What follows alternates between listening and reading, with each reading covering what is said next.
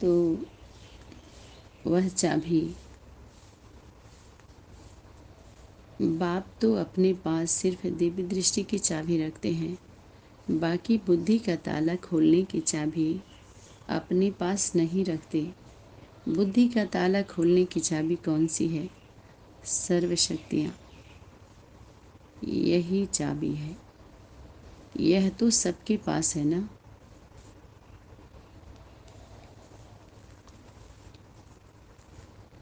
जो सर्वशक्तियाँ हैं, जिसको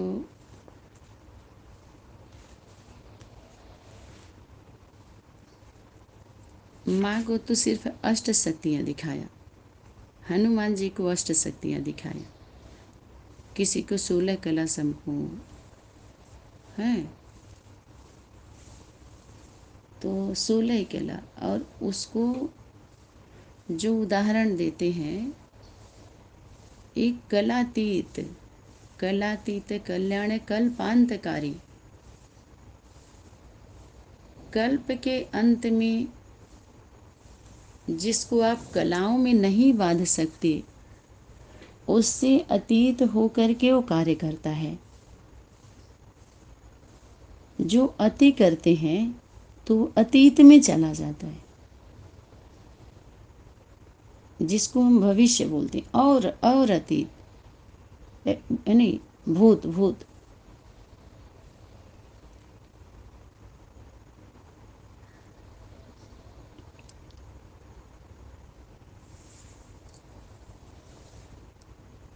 तो हम बच्चों के पास यथाशक्ति होती है, लेकिन बाप के पास सभी शक्ति होती है।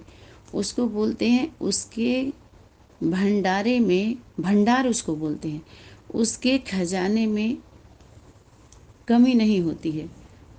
वो जितना देते हैं उतना बढ़ता ही है।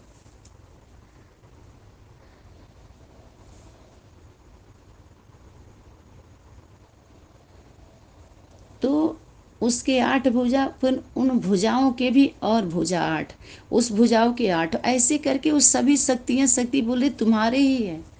सिर्फ उसको कला में नहीं बांध सकते। कलाओं में मना यथाशक्ति नहीं है, अनगिनत, मना वहाँ पर गिनती नहीं होती है, गिनती नहीं है। जिसके लिए वाणी में आया था कि न गुड़ा भाग जोड़ घटाना कुछ भी नहीं, न अच्छा है न बुरा है, न हानि है न लाभ है, न थैंक यू है न सॉरी है, न सुख है न दुख है, न मन सब में मन जैसे समान स्टेज रहता है। किसका? बाप का। वो बाप का ही स्टेज है।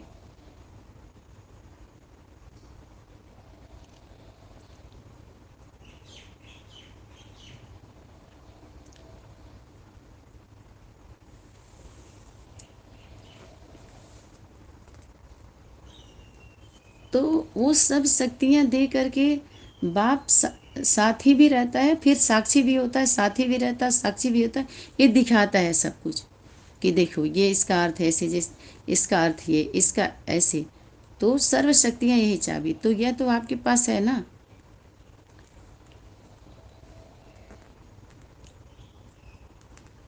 दिव्य दृष्टि के दाता तो नहीं हो, लेकिन मास्टर सर्वशक्तिवान तो है ना। मन दिव्य दृष्टि के दाता, दिव्य दृष्टि की चाबी बाप अपने पास रखते हैं। ये मास्टर सर्वशक्तिवान तो है ना, इतना शक्तियाँ तो है ना। जब सर्व शक्तियों की चाबी, अब सर्व शक्ति का अगर दे दिया तो सब, तब 8 शक्ति, 9 शक्ति, 10 शक्ति की कहाँ बात आई।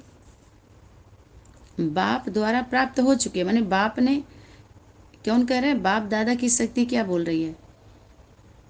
बाप दादा की शक्ति बोल रही है कि बाप के द्वारा, जो त्रिमूर्ति में बाप है, उसके द्वारा तुम्हें ये शक्ति प्राप्त हो चुकी है, फिर भी अर्जी क्यों डालते हो? बाप को सर्वेंट बनाया है, इसलिए ऑर्डर देते हो कि यह करो और वह करो। शक्ति डांट लगा रही है, जिसे कहते हैं ना भगत के बस में है भगवान। तो उसका हम सभी भी एक्स्ट्रा उल्टा फ़ायदा उठाते हैं उसका। तो वही शक्ति बोल रही है कि बाप को सर्वेंट बनाया है, इसलिए ऑर्डर देते हो कि यह करो और वह करो। वानप्रस्थ तक पहुंचने वाले भी अभी तक छोटे हैं। टुंट मार के डांट लगा रहे शक्ति कि जैसे 60 साल के तुम सभी अपने को समझो, तो उतना तक पहुंच गए। अभी तो समय है अपनी रचना रचने का। तो जब बाप के साथ, रचयिता के साथ रचना उनकी कंबाइंड होगी, जो पहली रचना माँ है जो रचता की रचना, तो जब रचयिता बन के तभी तो रचेंगे, चाहे भक्त कहिए प्रजा कहिए, प्रजा और भक्त माला बनाने का। किसके साथ? रचयिता बाप के साथ। रचयिता कहे कि मैं छोटा हूँ, तो रचना कैसे रचेंगे? रचयिता के साथ हो गए ना, रचता के साथ उनकी रचना हो गई, दोनों मिक्स हो गए, माता पिता, तो क्या हो गए? रचयिता। इसलिए भिन्न भिन्न प्रकार की अर्जी बाप को डालते हो। पहले चाबी को प्राप्त करो तो अर्जी स्वतः ही पूरी करेंगे।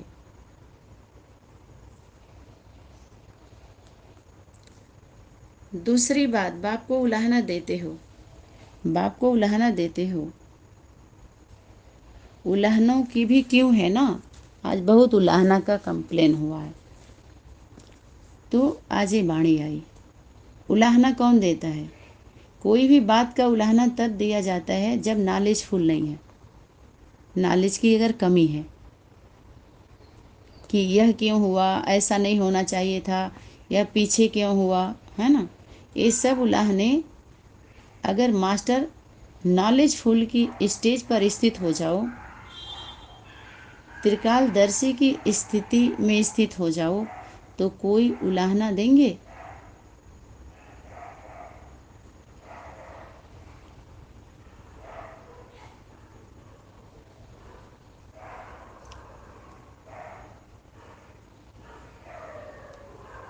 क्या उलाहना देने से जो साकार तन बाप का आपके पास है उससे प्राप्ति हो जाएगी? उलाहना देने से साकार तन के मिलने की प्राप्ति हो सकेगी? जब बीत चुका हुआ पार्ट फिर भी रिपीट होगा क्या? हम कंप्लेन करते हैं ना, जब हमारे साथ बाप है सर्वशक्तिवान में, फिर भी ऐसा क्यों? वही शक्ति बोल रही है, बाप नॉलेजफुल की स्टेज पर स्थित होने वाला कभी भी किसी प्रकार का उलाहना नहीं देगा। उलाहना अर्थात नॉलेज की कमी, लाइट माइट की कमी। क्यों, क्या क्या क्वेश्चन अगर ऐसे आया इस तरह का, तो यहाँ पर तीसरी बात, कंप्लेंट्स करते हो, वह भी लंबी क्यों है ना? भिन्न भिन्न प्रकार के कंप्लेंट्स करते रहते हो, योग नहीं लगता, व्यर्थ संकल्प बहुत आते हैं, फलानी शक्ति धारण नहीं कर सकते। इन कंप्लेंट्स का कारण क्या है? व्यर्थ संकल्प ही है। मुख्य कंप्लेंट्स मेजॉरिटी की यही दिखाई देती है। दूसरी मुख्य कंप्लेंट्स है वृत्ति और दृष्टि चंचल होती है। यह दोनों कंप्लेंट्स कब तक है? जब तक जो डायरेक्ट, जो माँ के लिए जो वाणी आती है मुरली, उसके सन्मुख वही रहती है ना, मुरली द्वारा जो भी डायरेक्शन मिलता है, उन डायरेक्शन को अर्थात मुरली को ध्यान से सुनकर और धारण नहीं करते। साधारण स्वरूप होता है ना, तभी तो ऊपर हेडिंग में क्या आया है, डायरेक्ट डायरेक्शन। मुरली में डायरेक्ट मुरली, उरली मुरली में डायरेक्ट डायरेक्शन से ही सर्व कमियों से छुटकारा। इन कमी से काम नहीं हो रहा।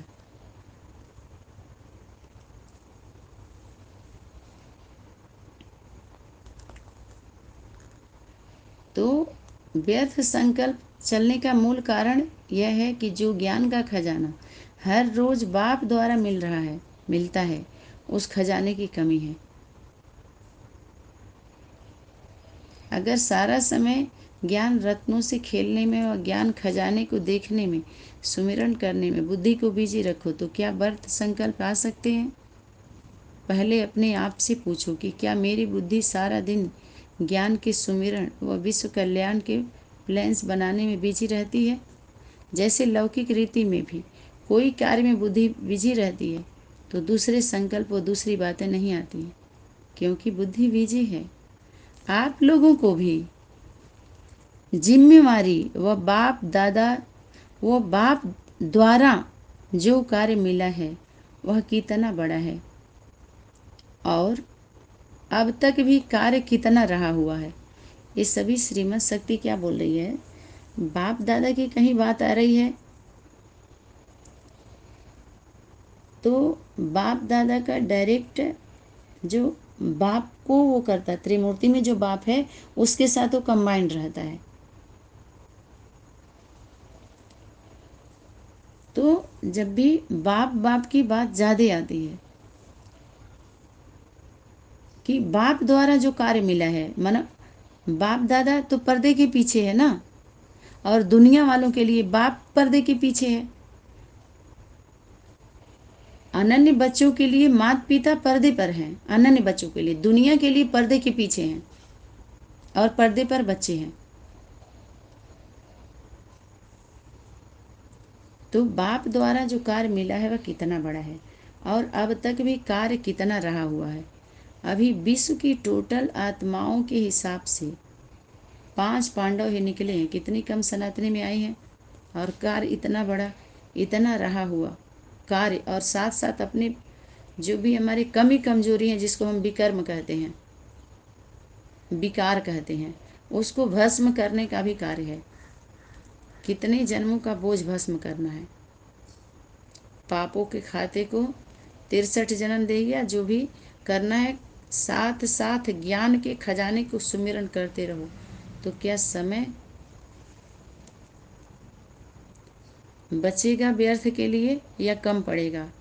3 बातें सुनाई, एक तो ज्ञान खजाने के सुमिरन करने का कार्य, दूसरा विकर्म भस्म करने का कार्य, तीसरा विश्व कल्याण का कार्य।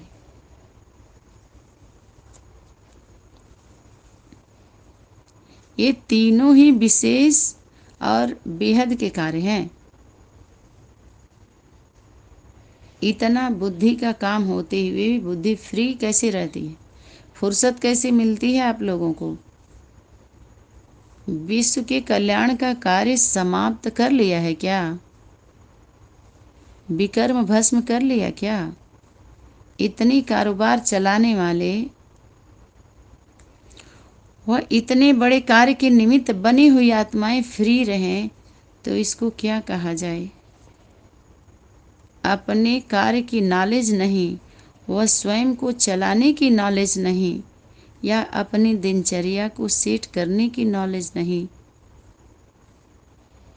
तो आजकल कौरव गवर्नमेंट के छोटे छोटे क्लर्क भी टाइम टेबल सेट कर सकते हैं, करते हैं। तो क्या आप मास्टर नॉलेजफुल, मास्टर सर्वशक्तिमान अपना टाइम टेबल सेट नहीं कर सकते, क्योंकि आप स्वयं को अपनी सीट पर सेट नहीं करते हो, इसलिए अपसेट होते हो।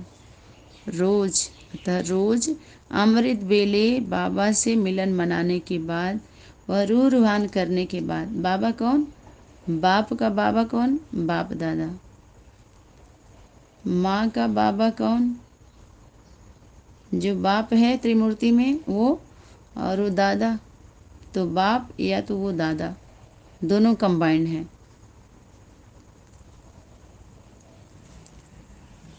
वो 3 स्वरूप हो गया ना, बाप भी है, टीचर भी है, सतगुरु भी है। माँ के लिए बाप और बाप दादा, बाप और बाप दादा, बाप के साथ बाप दादा कंबाइंड। रोज का टाइम टेबल सेट करो, जैसे स्थूल काम का प्रोग्राम सेट करते हो वैसे व्यवहार के साथ परमार्थ का प्रोग्राम सेट करो। व्यर्थ संकल्प चलना अर्थात ताजधारी नहीं बने हो। ताज है किसका, जिम्मेवारी का।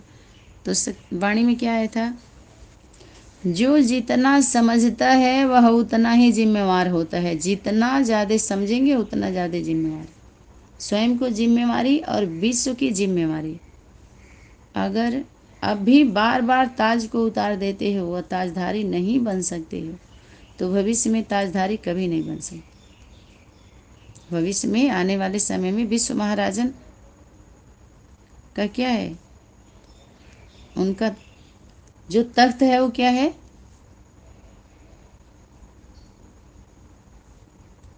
विश्व महाराजन का जो तख्त है वो क्या है, उनके राज्य के तख्त नशीन, उनके राज्य में तो जो तख्त है क्या है, समान है ना।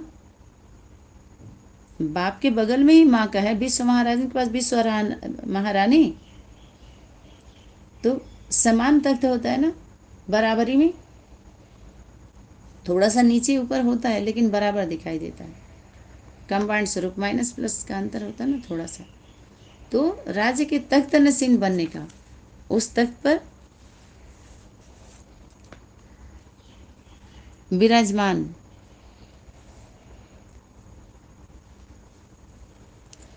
तो ये बार बार उतार देते हो। अभी से प्रैक्टिस चाहिए भविष्य ताजधारी और तख्तधारी बनने की। अभी क्या जिम्मेवारी का ताजधारी और तख्तधारी बनेंगे भविष्य में, मन आने वाला जो कल है। आज कल, आज के साथ कल जुड़ा हुआ है, भविष्य को कल कहते हैं, बीते हुए को भी कल बोलते हैं। बहुत अच्छा संगम है तख्त और बाप दादा के दिल का तख्त। क्या करे सकती, एक तो भविष्य में ताजधारी और तख्तधारी बनने के, दूसरा साक्षीपन का तख्त और बाप दादा के दिल का तख्त। तो अभी से ताज और तख्तधारी बनेंगे, तब भविष्य में भी ताज और तख्त प्राप्त कर सकेंगे। अपना टाइम टेबल सेट करो, वह स्वयं ही स्वयं का शिक्षक बन स्वयं को होमवर्क दो। क्या कर सकती, स्वयं का स्वयं शिक्षक बन जाओ। ये किसके लिए होमवर्क है, बच्चों के लिए। बच्चे स्वयं स्वयं शिक्षक बन जाएंगे और शिक्षा देंगे माता पिता बाप दादा को। किसको शोभा देगा बताइए, स्वयं। हाँ, कहाँ शिक्षक बनना है, अपनी स्वयं की कमी कमजोरियों का शिक्षक बनना है। दूसरे की अथॉरिटी नहीं दी जाती है, अपने की स्वयं की कमी कमजोरियों का। अच्छाई बुराई को उसको ढूंढ करके उस पर अपने स्वयं को स्वयं सजा दीजिए, फैसला दीजिए स्वयं को परिवर्तन करने के लिए। तो ये ऊपर भी करना पड़ता है, ऊपर वालों को, तो नीचे वालों को थोड़ा बहुत कुछ अपने हिस्से का है तो वर्क अपने करना पड़ता है। समझ में आया, कुछ होम में करना पड़ता है।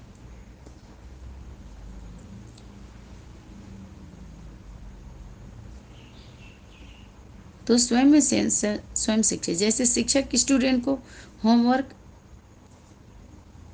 दो और फिर साक्षी होकर चेक करो कि होमवर्क में बिजी है या माया के आकर्षण में होमवर्क भूल गए हैं, तो फिर कंप्लेंट समाप्त हो जाएगी। बाप भी होमवर्क दे करके चेक करते हैं।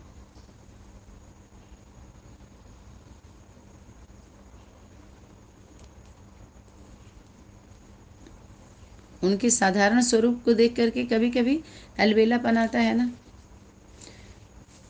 निश्चिंत हो जाते हैं कि बाप तो अपना ही है, सब कुछ अपना ही है, क्या है उसमें। तो दूसरी बात है वृत्ति और दृष्टि के चंचल होने की।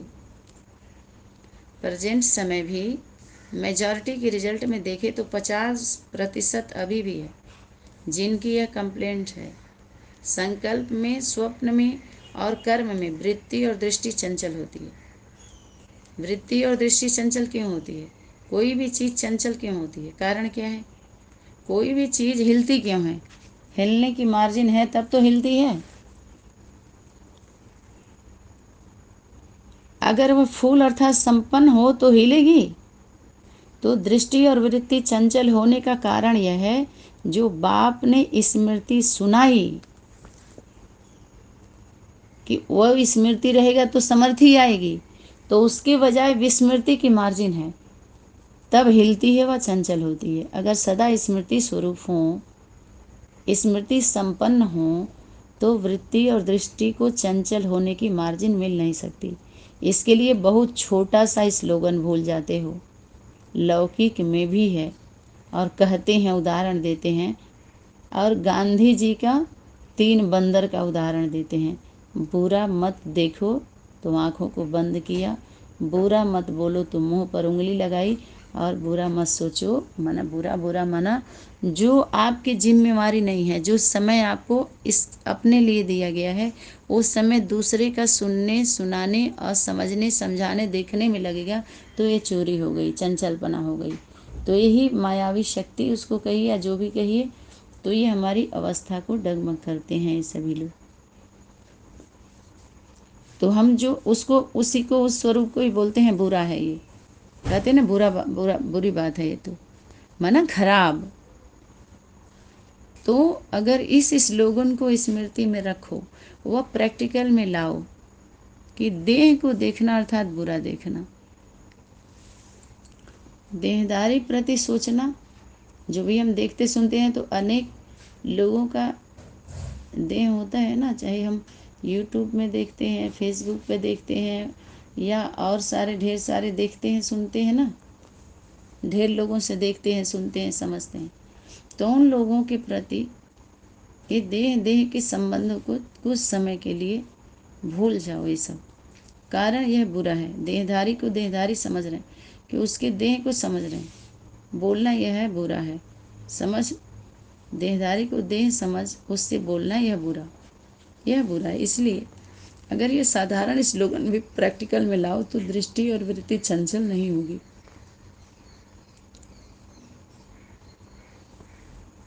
जैसे जब तत्व का ज्ञान होता है ना, तो उसमें से वो निकाल लेते हैं, अपना रिफाइन कर लेते हैं। और जब उसका बोध नहीं होता है तो उनके हर तरफ उनकी वाणी एक्टिविटी हर तरफ ध्यान जाता है, लेकिन उस शक्ति की तरफ ध्यान नहीं जाएगा कि कौन सी शक्ति है उसकी मनसा वाचा कर्मणा से उसका पता नहीं चल पाता है, क्योंकि बोध तो है नहीं। टीचर नहीं है, स्टूडेंट है ना। स्टूडेंट को बोला गया है ये देखना सुनना समझना। खैर बाप टीचर है ना माँ का। तो जिस समय वृत्ति और दृष्टि चंचल होती है तो उस समय स्वयं को यह समझना चाहिए कि क्या मैंने सर्व संबंधों की रचनाएं बाप द्वारा प्राप्त नहीं की है। देखो सर्व संबंध में आ गया तो किसको पकड़ दे सकती, मात्र शक्ति को। कोई रस रह गया है क्या कि जिस कारण दृष्टि और वृत्ति चंचल होती है। जिस संबंध से भी वृत्ति और दृष्टि चंचल होती है उसी संबंध की रचना यदि बाप से लेने का अनुभव करो तो क्या दूसरी तरफ दृष्टि जाएगी। देखो समझो, कोई मेल की फीमेल की तरफ दृष्टि जाती है, फीमेल की मेल की तरफ जाती है। कैसे उदाहरण दे रहे सकते। तो क्या बाप सर्वरूप धारण नहीं कर सकता, सस्वरूप बाप में नहीं है। देखो क्योंकि विराट रूप है ना उसका, सब कुछ उसके अंदर ही है ना। वही शक्ति करे कि सब स्वरूप उसके अंदर है, माने उसकी रचना बाहर जो है उसी का है पूरा सारा। तो साजन व सजनी के रूप में भी बाप से सजनी बन व साजन बनकर अतीन्द्रिय सुख का जो रस सदा सदा काल स्मृति में और समर्थि में लाने वाला है, वो अनुभव नहीं कर सकते हो। बाप से सर्व संबंधों के रस व स्नेह का अनुभव न होने के कारण देहधारी में वृत्ति और दृष्टि चंचल होती है। ऐसे समय में बाप को धर्मराज के रूप में सामने लाना चाहिए। क्यों, बाप दादा जो बैकबोन है बाप का, त्रिमूर्ति में जो बाप है उसको सामने लाना चाहिए। और कौन सा स्वरूप सामने लाना चाहिए कि वो बाप तो है टीचर भी, लेकिन धर्मराज भी है। स्वयं को कैसा समझना चाहिए, अपने स्वरूप को देखो और सामने लाओ कि कहाँ मास्टर सर्वशक्तिवान और कहाँ मैं इस समय क्या बन गए हैं।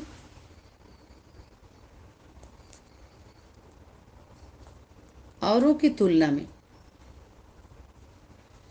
कि कल हम क्या थे और अब क्या हूँ।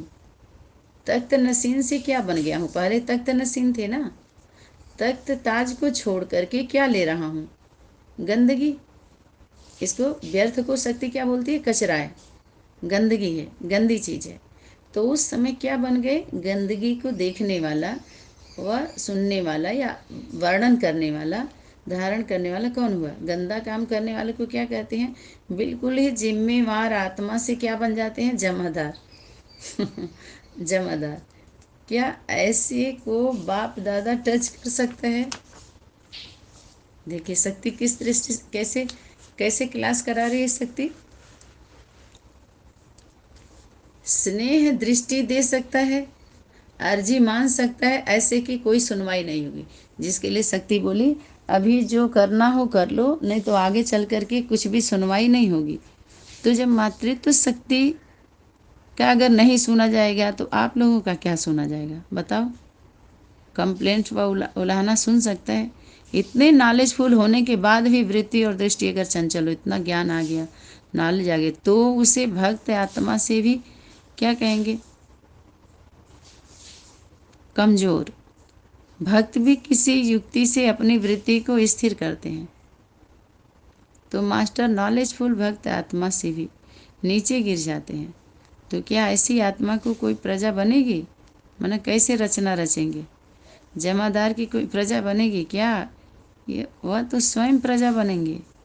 या वो स्वयं अपना एक फ़ोटो निकाल के रखो उस समय का, जैसे कोई गंदगी उठाने वाला, टोकरी पर टोकरा रखने वाला गंद क्या उठाया जाता है, वैसे ही पहले से ही भरा हुआ है, फिर भी आप रख लेते हैं। तो शक्ति बोले चित्र निकालो और बुद्धि में रखो। तो उस समय तुरंत परिवर्तन करो। जिस समय वृत्ति और दृष्टि चंचल होती है उस समय का फ़ोटो देखो, निकाल के रख लो। जैसे बाप दादा ने भी भविष्य प्रारब्ध की फ़ोटो निकलवाई, क्योंकि चित्र को देख चरित्र स्मरण में आएगा। शक्ति बार बार फोटो निकलवाई ना, ऐसा चित्र जब सामने आएगा तो क्या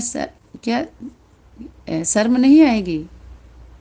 एक तरफ मास्टर सर्वशक्तिवान का चित्र, दूसरी तरफ वह चित्र रखो तो अपने आप ही मालूम पड़ जाएगा कि हम क्या बन गए। मास्टर सर्वशक्तिवान के आगे अभी तक भी वृत्ति और दृष्टि का चंचल होना शोभता नहीं है। पहली गलती तो यह है कि शरीर को देखते हो,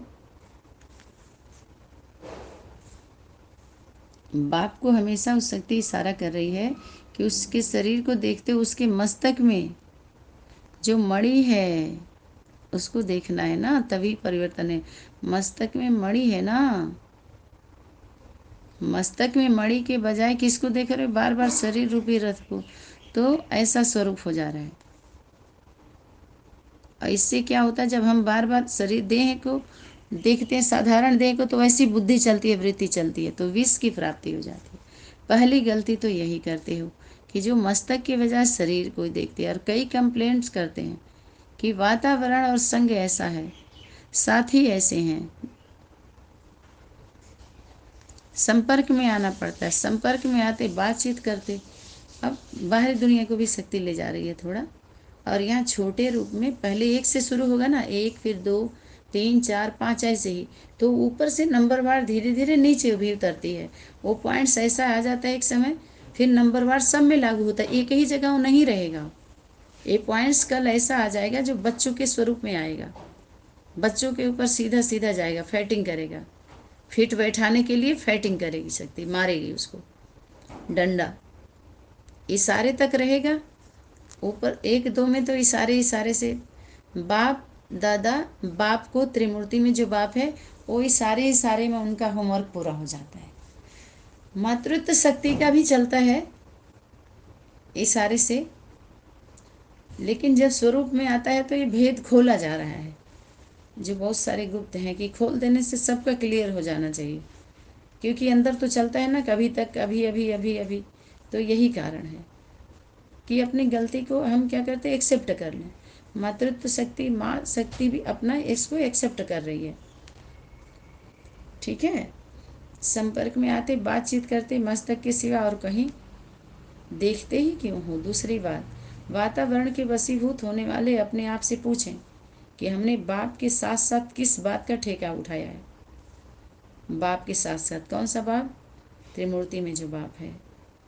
ठेकेदार हो ना आप सब लोग, नर्क को बदलकर स्वर्ग बनाना है, प्रकृति के तमो गुण को सत्व गुण में परिवर्तन करना है। यह ठीका उठाया है ना, प्रकृति को बदलने वाले स्वयं ही बदल जाते हैं। ठीका उठाया है 5 तत्व को बदलने का, और वशीभूत फिर वातावरण के हो जाते हैं।